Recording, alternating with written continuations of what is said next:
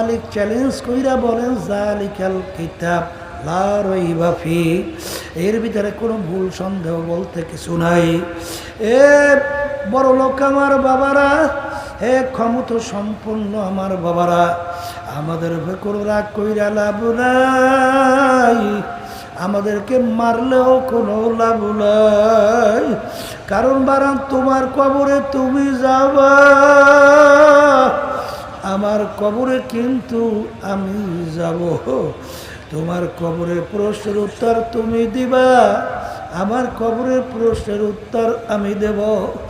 এ আল্লাহর বান্দারা, কোরআনুল কারীম এখন আমাদের মাঝে আছে না নাই?